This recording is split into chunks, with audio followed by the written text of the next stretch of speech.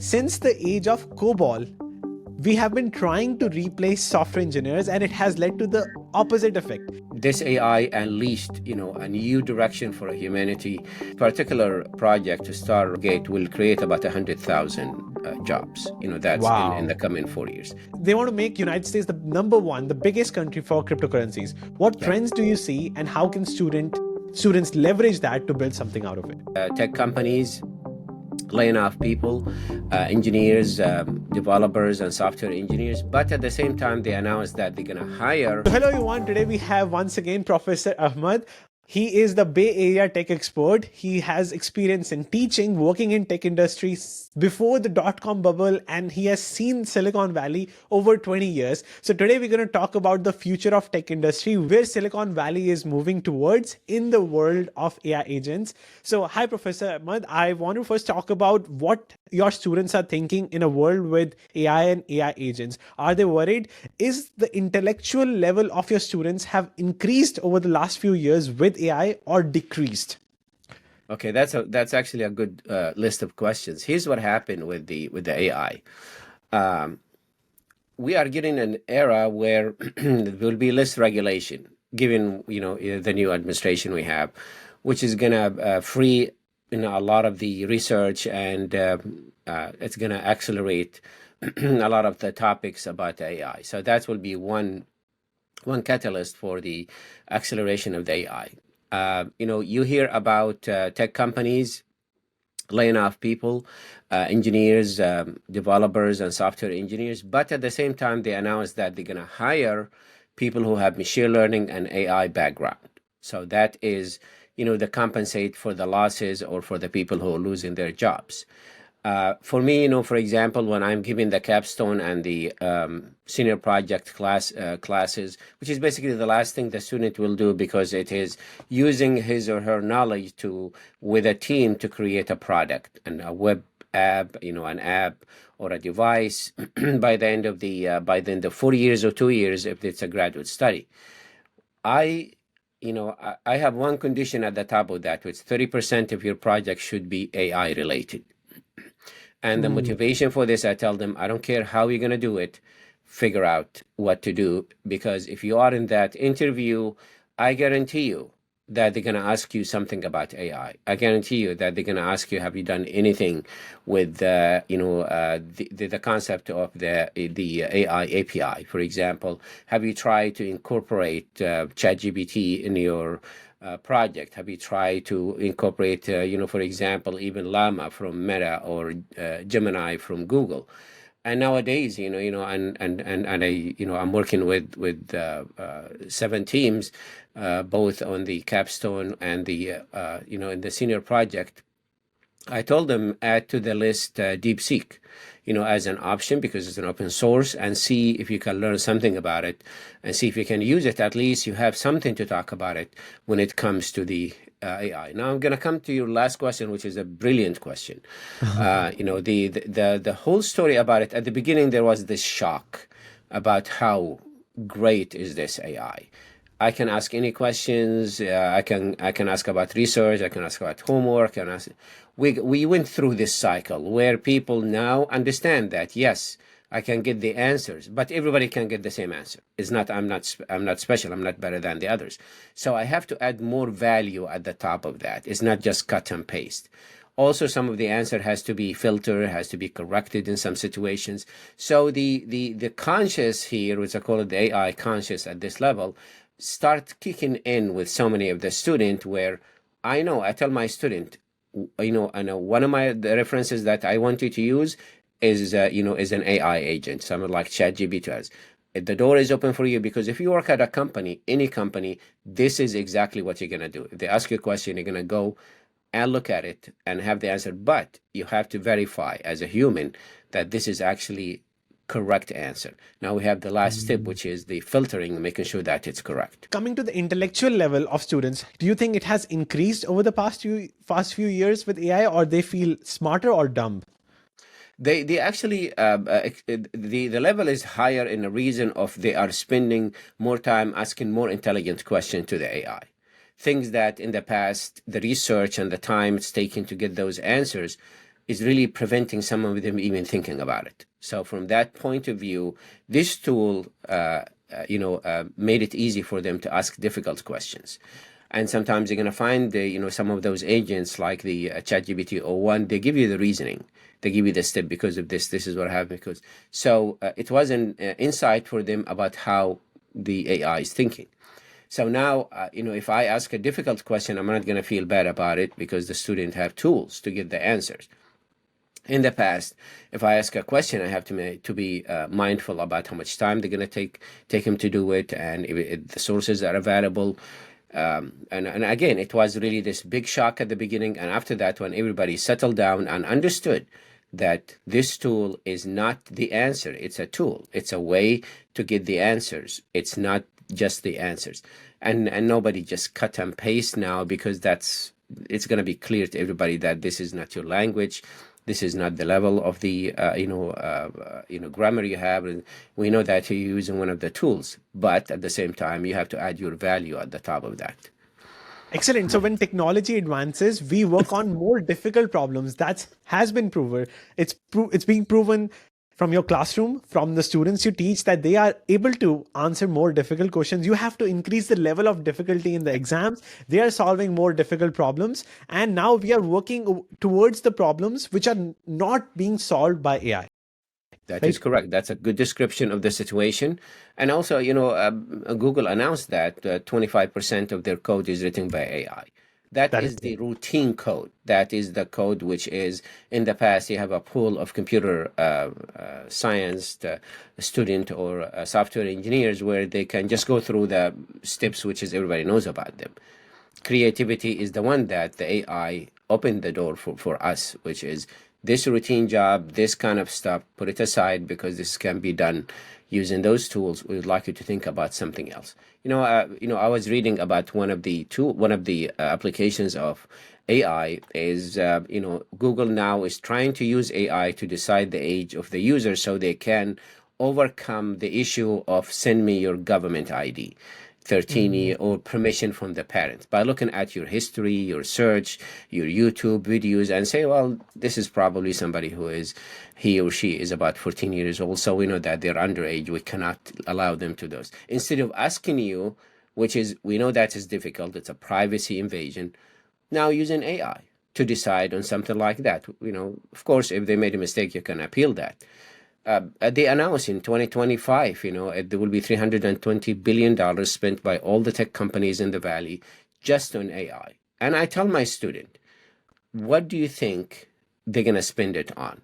Infrastructure, engineers like you guys, research, new agents, we hear about them, robots, all of these things. When you talk about billions of dollars, companies, they don't spend that much money unless they know that they're going to have tons of returns coming to them and a big market share. And I want them to be part of that success by saying, yes, I understand. I mean, don't be afraid because you hear about all those layoffs and all these kind of things. It is the natural, in a progression we are seeing where the classical use of the programmers and the software engineer, computer engineer, and electrical engineer is now going away. Now we have a new wave of people who you have to have an AI. I have a student, she is basically paralegal and a friend of a friend. And she was asking about AI. Asking about how can I put AI in my, in my work. There are applications for the legal part of this one. So people who are far away from the technical part, they realize that they have to have this kind of advantage. Interesting. So let's break down the $500 billion Stargate project, which is coming towards US, because I want to bring some history in the context.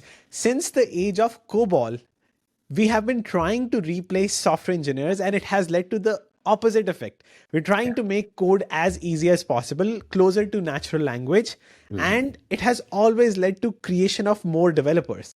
Right. Until now, when the job industry has reversed, it's not hiring as much. So do you think it's still going to continue with Stargate project? That's basically the destination. I look at it. It's just what kind of software engineer, what kind of computer engineer, what kind of programmers, developers you have. Stargate, which is led by three big names: OpenAI, Oracle, and SoftBank. And also on the background of that one, there is actually others. You're talking about Microsoft, Nvidia, ARM, part of it, and also there is United Arab Emirates Investment, bank actually part of that. $500 billion is not just for developing the AI, it's developing the infrastructure and the power needed for the infrastructure, making sure that when we are talking about applications of AI, we're not talking about just help me in my homework or help me, read this or help me summarize this one. They're talking about cure for cancer. They are talking about new medications. They're talking about new pharma. They're talking about things that will change, the life of people by looking at it from saying the application is bigger than just a desktop applications. There's a power here, and this power we would like to use it to help make sure that people are healthy, they live longer. At the same time, you look at the development of any kind of cure, it's going to take so many years because of the processing of the data, because of the modeling, because of the different possibilities. We have this tool. Why don't we just use this tool to make sure that it is done quickly? And the Stargate is pioneering in that field. The application of AI at the higher level, which is going to the industries instead of just going on the application for the consumer. Wow. So where can we see more job openings after this project? Because you mentioned you're preparing your students to start implementing in their workflow 30% AI at least, no matter what they're doing, because they have to use it. So where opportunities will come if like the number of software engineers are reducing, is it going to increase the number of scientists, AI engineers? Where can we expect? Well, this particular project, Stargate, will create about 100,000 jobs. That's in the coming 4 years. That's what they announced, 100,000 jobs. But and I know that when you have an engineer, you have technicians, you have support teams, you have staff. So basically, one job will create another 3 or 4 jobs to support that job. And also even HR, going to be part of that because they have to keep people, working at that company. So the impact is a ripple effect, which is, imagine that you start a company with 1,000 engineers or developers, how many support teams, how many business, how many sales, how many HR, all of these things has to be there so they can keep this company running. That's what they're talking about. And also they're talking, it's not going to be only in Texas, it's going to be all over the United States, different data centers. Now, where can we find those jobs? The number one is you have to do something which goes with developing the code for the artificial intelligence. For example, you're talking about machine learning or people who are do deep learning in this case. You're talking about data center engineers, people who are keep those data centers running. That's going to be part of the whole structure here. Even talking about the building of the data centers and maintaining the power for the data centers. Companies like OpenAI, Microsoft, and Amazon, they're buying nuclear plants because the power is not enough on the grid in the United States to power the AI by 2030. They can't. That's going to take all the juice, from the houses and from the factories just to make sure that the data centers are up and running. So the impact is multi-dimensional. And this has been the fact for any kind of new trend in tech. If you look, for example, at the time when we have the social media, it's not just the content creators. It's actually everybody on the whole chain. A lot of jobs created because of that. A lot of companies created because of that. That's what's going to happen in the case of the AI. And it's not only the big companies. There'll be small companies that will be the intermediate between the big companies and the customers and non-technical companies. So can they use the application of the artificial intelligence? Salesforce is a good example of that because they say we're going to let go 4,000, but we're going to hire more of the AI because we need AI sales. When you talk about AI sales, you're not talking about a regular salesperson. You're talking about somebody who understands the technical background, the applications, and also understand the business impact of selling those tools. So the AI sales engineer that Salesforce will hire, it will actually like build AI agents which will handle all of sales, basically, right?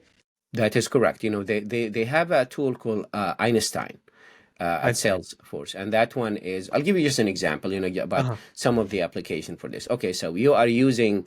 Yeah, let's say that you are using an application where you're tracking your sales. For example, you're selling products.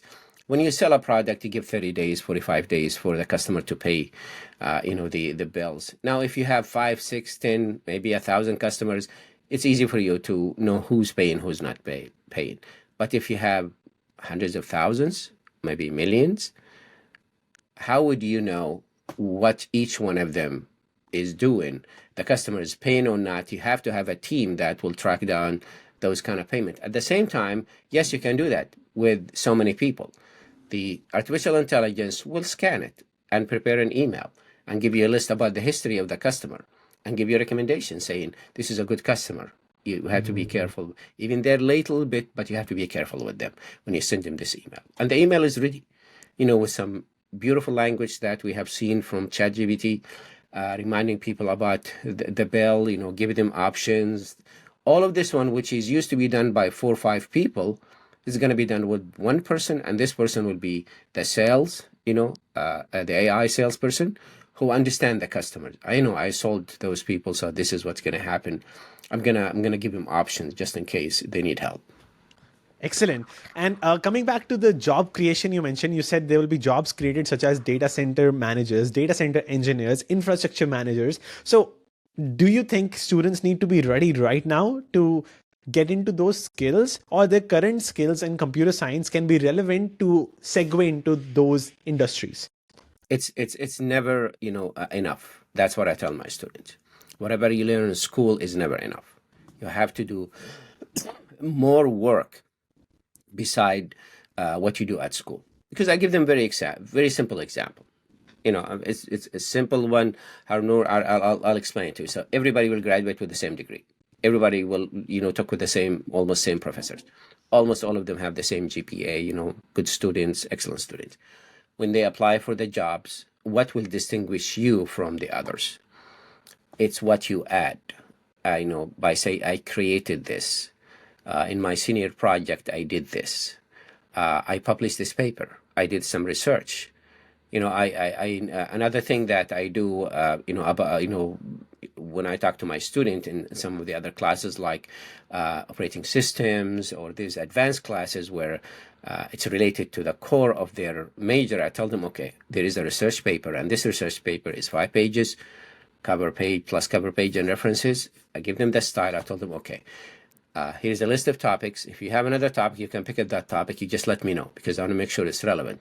But the kicker in the story is this. Write that. Make sure that you don't just cut and paste from ChatGPT. Write that paper. Start with ChatGPT, to give you the ideas to start and add your own explanation. Look at a topic in the media and try to explain it. And then if you will get your points from me, you're going to get for that. But if you felt that this paper is good and it's going to help other people, publish it. Put it on LinkedIn, on Medium, on your own blog. Make sure that when the recruiter is searching your name, it could be one of those links that he or she can click on and say, okay, so you published something about this.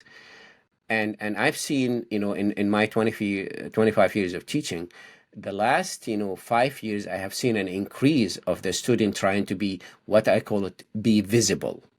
Because all of us there, visible means you have to show them why you're different, especially with the AI. So if there is something about agentic AI, which is a topic if there is something about physical AI, okay, so can you write a paper about this and explain it to non-technical people? I put it there for them. It's not a homework, but think about this and see how many people will read it and understand it. If there is something has to do with CPU usage or with RAM, if you, for example, and this is something I throw it in the student, you heard about the Stargate project.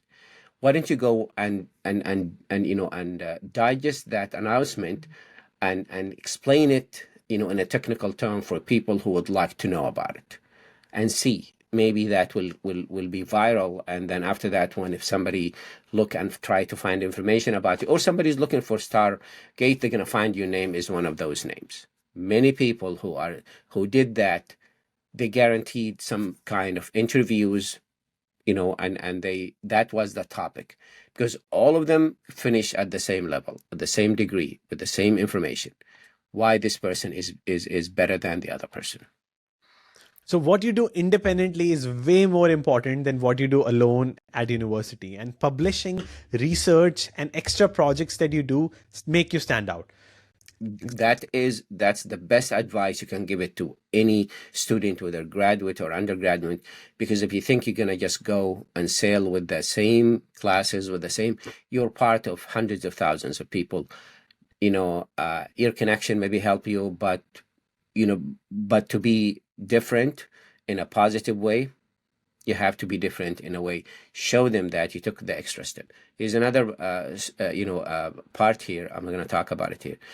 One of my students, I told her, you're good at presenting. Have you ever tried to have a YouTube channel to explain this to the students, some of the technical terms that we talk about them in our classes? She started. She has now thousands of people follow her. She got a job with one of the biggest companies in the Bay Area because of the YouTube channel. Yeah. I think content creation is going to be way bigger than before. And Correct. Here comes the interesting question here. So I remember last time we did a podcast, you mentioned 2023 was the year of understanding AI. 2024 of application layer, with 2024 the year of applying AI, and 2025 the year of agentic AI. What do you think? Where are we going towards? Because I cannot imagine the world with multi-agent system would look like. If you can elaborate on Well, that. it's a good question. Specialization is always good. You don't want to have a general agent, and general agent will be heavy in coding, and at the same times it's gonna have a lot of resources. Now specialization. OpenAI, they have a special agent for the government. They announce it. There are some companies will have a special agent just for legal, for example, to focus on the knowledge base of the court and the legal terms and all the kind of things here. We're going to see a lot of that where it's very specialized, and that's going to be good for us because anybody in business understand that one size fits all is you don't make money. You make money by segmentations, by saying this for this, this for this for sales, this is for marketing, this. So why I have to carry all this knowledge about things that I would never ask about them? Give me a depth knowledge about marketing, about sales, about legal, about engineering, about that. And that will open the door for so many of the companies who will say, okay, I want to do this. Now that brings the issue of DeepSeek. DeepSeek is a very interesting story because DeepSeek, this is what happened with it. It's like a teacher and a student. The teacher is the ChatGPT and the student is DeepSeek.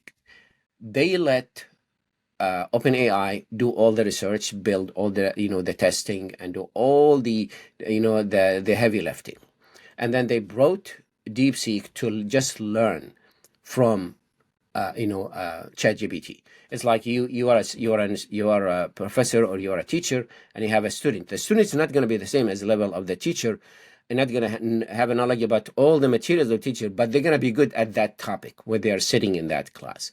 And that topic for DeepSeek is reasoning and math and answering questions to this, and that's it. Anything outside that, it's creativity. They say we don't need that one. We need to answer the ChatGPT daily use by the customers, and that's what created a big shock through the industry because instead of having your PhD and studying and doing and have the university and build all this one, you send one person who will learn and come back to you. And then just now talking, okay, I know exactly what to do. Things like this one will be very common, which is you're looking at very specifics. The auto industry will be looking at something like this because they can have it in the car. In the car, you have very specific, agent that will answer very specific questions. And then that will help with the autonomous cars, and that this kind of segmentations of the market, the multiple agents, many companies, the need of knowledge from technical and non-technical people. I don't know of anything about sales or marketing, but somebody else can, do something about it by working with an engineer. And then they say, this is the basis that you have to use for the design of this agent. So overall, number one thing you mentioned, specialization. So Right. more specialized agents will increase. Number two, autonomy of just getting this information, like deep research, which OpenAI and Perplexity just released. Even further, like going out there, talking to people and connecting information will become much easier. And Right. number three, these all three can now work in parallel, having the autonomy more possible, right? Absolutely. That's absolutely. And now that's going to take us to the next level, which is what the CEO of NVIDIA mentioned in the Consumer Electronics Show in Las Vegas this January. He showed a graph, and the last point is physical AI. Before that one, agentic AI. Yes. The physical AI is now you take the AI and have it inside the robot, for example, which is basically what we're talking about, the application of the agentic AI. That's what we're talking about. When you talk about, and you're going to hear about that very soon, I'm telling you that a lot of big companies, Meta and Google and Amazon, they're going to start talking about robots. Because we passed the point of the software, we're looking at the hardware now. We're looking at the applications. Okay, so this is a very intelligent piece of software. What if I have this one in a robot? That robot can do multiple tasks human are doing physically. I'm not talking about mentally. I'm not talking about thinking. I'm not talking about answering questions. And now we're going to see company like Meta investing in this. Even Apple, there's some news about Apple is really thinking about creating some kind of a robots that with their, with an intelligence as part of it. So this coming wave is we have the power, we have the software. Let's implement this one in the hardware, where you can see something you've seen it in the sci-fi movies, where I'm sitting here and the robot can do step 1, 2, 3, 4, 5, 6, 7, 8, 9, 10, and people think about it. That's going to take the jobs of certain people. There are certain people going to lose their jobs, but who will make those robots? Who will design them? Who will maintain them? What kind of power are going to use for that robot? Who will update that? That's a whole new world that we haven't seen before, which is exactly like when the PC became a big thing in every house before. I mean, nobody thought that the PC is going to be in every desk and you're going to have 6 or 7 computers on the same house. But now we're going to talk about robot. You're going to have robots in all houses, because we trust that's going to make the right decision about helping, taking care of this. We get excited when you have this Roomba, the cleaning, go and clean it and then take it. There is a small arm, take it, put it there. That's a very limited action. This kind of a jump into the robot will never happen unless we have a strong agent, AI agent, that can control the hardware.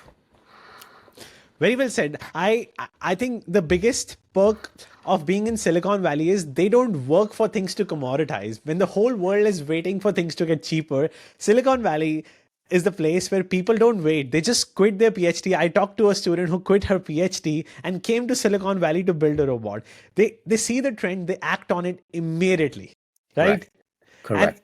and also I think there are so many correlations we can draw from the dot-com era. Like there was a term which was popular before, halt and catch fire. I think you must have heard about it, that Right. like these data centers, if they get too much energy, they can catch fire. Do you think Correct. any correlations you can draw from that time versus now? Well, I mean, it's the .com was basically a trend. The social media was a trend. The services like Uber and Lyft, which is basically you use your own car, your house, and anything to accommodate this was a trend. This is now different. Now, another thing I want to add to the picture, that when we talk about the robot, we're not talking only about computer engineers, we're talking about mechanical engineers. We're talking about civil engineers. We're talking about it's industrial engineers. How you can make this robot acceptable for people. With smiling, and things about that. If you ask me about what is my vision for the robot, I would like to have the vision with the 5 senses. That's my vision for that one, which can hear, can see, can touch, can smell, can taste. If we get to that level, because we finished some of them, we still have some of them that you have to translate that onto a code, and that's going to be in the future. Then you're talking about a complete robot in this. All of this, now we're talking about including even the biology as part of that, chemistry as part of that. So the STEM itself, the whole science itself, once again, is going to come together so it can create something which will help human. But all started with the software. And then you add it to the hardware and then make the hardware acceptable by the human, because you want to add the more senses, add the more touch that we are talking about. And this brings me to a comparison point with China. So China is so independent. They are doing things cheaper than the US. For example, the Unitree robot for $1,600, which Boston Robotics is making more than $10,000. For example, catching up with US, it's only few months away. And they produce 8 to 10x more STEM grads than the US. So do you think overall, can US compete? And number two, is the tech industry on an upwards trend in the next 4 to 5 years? The last part is yes, because the only direction for the industry, and every time we feel that we are really slowing down because we are saturating the trend we have, something comes up. Like 2022, when we have the ChatGPT just opened the door for the whole revolution of the AI. For the competition between China and the United States is a race. One time you're ahead, one time they're ahead. But by the end of the day, China has the advantage, as you mentioned, which is the cheap labor and a lot of graduates. But in the side of the United States, they have the technology, they have the chips, they have the access to the data. That's important. Of course, they have good graduates and good schools so and that's gonna benefit everybody on this planet. Last week there was a conference in Paris about the AI, and that conference is saying, Europe saying, we are here, don't forget about us, because they left behind as the third, because they would like to catch up with with what's going on with the whole industry of the AI. And they understand that it's China and the United States are leading, the pack here, and they want to catch up with that. They want to get to the point where they say, okay, what should we do? Well, number one is you have to open the market for small companies, medium companies, big companies, so they can compete with that sense and use the resources you have there without crippling the regulations that is very tough in Europe. So that's a different, topic. But the United States now, at this moment, when we are talking about this new administration coming, they just say, okay, don't worry about the regulation, don't worry about any kind of guide rails, just go ahead. Make sure that you are making the top AI, and that unleashed a lot of the thinking and a lot of the ideas, and a lot of companies, they say, okay, we don't have to slow down because we have to follow a certain rules, for this one, and then we'll think about it later. The same thing with China. China did that one long time ago, and they said, we would like to be number one. It's just they don't have the chips, they don't have the hardware. As if you remember from our last video, there are three things that fueling the AI, which is the data, the hardware, and the algorithms. So the data, it depends where you're going to buy it, how big is this data. The hardware is the NVIDIA, the AMD, all those chips are not easy to find. So China is trying to compensate for this by having good algorithms, good programming, like what happened with DeepSeek, by saying, okay, we don't have the highest one, but we can manipulate the hardware to act like, high end chips there. So you're going to see China ahead this time. Wait until the United States will jump the next time. And this is good. This is good because competition is always good for the consumer and good for the student and good for the engineers and good for the industry. 100%. If you see, even after DeepSeek, people from UC Berkeley, people all over the US implemented that algorithm which they use, distillation. With that, they made something like DeepSeeker, which was made for $4,500. Other algorithms which are distilled made even for $30, optimizing that DeepSeek algorithm for specialized reasoning, specialized mathematics, specialized science. It's just incredible. Yes. I mean, and you never know. And this gave me hope when I was talking about it to the media. It gave me hope because I told them maybe the next move in AI could be from South America, could be from India, could be from Australia, could be from Asia, could be from Middle East. You never know. We are not, it's really made it so simple for people to think about this, say we have no idea from where the surprise is going to come. Next surprise. It's not like the only destination we have, which is the United States and China. It could be a small company, in one of those countries that you never thought about them, and boom, now they have this turn. We have 2022, we have ChatGPT, and 2025 we have DeepSeek. Now we're gonna see, what happened in the coming 2 or 3 years. Predicting the future of the AI is it's going to go up, competition will be high, more jobs going to be created, but we have no idea what kind of turn it's going to take in saving resources, in making it available for people, in making sure that the barriers of entry is low. It's not that high. And as you mentioned, the distillation, technique used, which is the teacher and the student style, which is basically you are getting what you want, out of that. Okay, just teach me this and that's what I need, and then I can take it from there. That's something which is, they know about it, the other companies, but the Chinese took it and made a product out of it.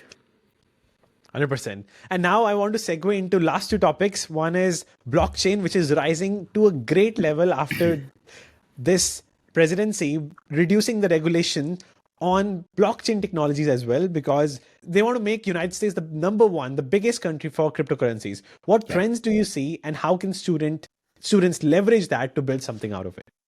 Okay, that's a very interesting one, because the motivation for this is actually two things. Number one is the administration is with cryptocurrency. They say that we should have a reserve, the Bitcoin.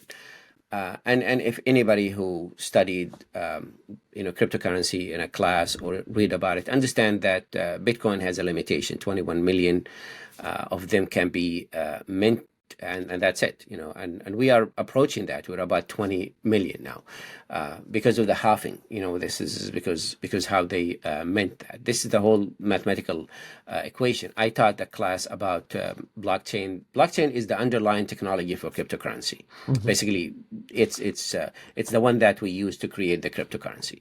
I taught that class at San Jose State.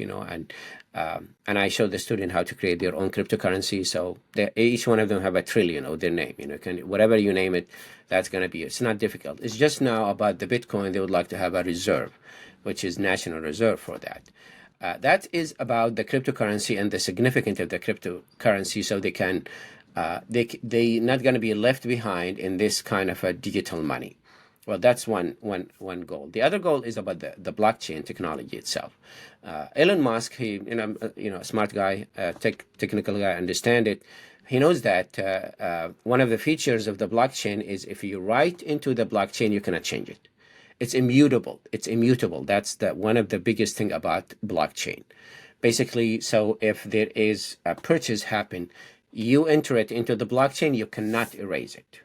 It's going to stay there. You have to amend it by having another block saying this is an amendment, so people can track any changes instead of, for example, somebody go and change the system without anybody noticing that.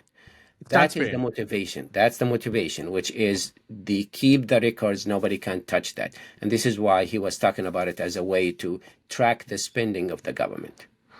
And how does the reserve help the United States if they want to become the reserve for the United States cryptocurrency like USDC or any currency like that?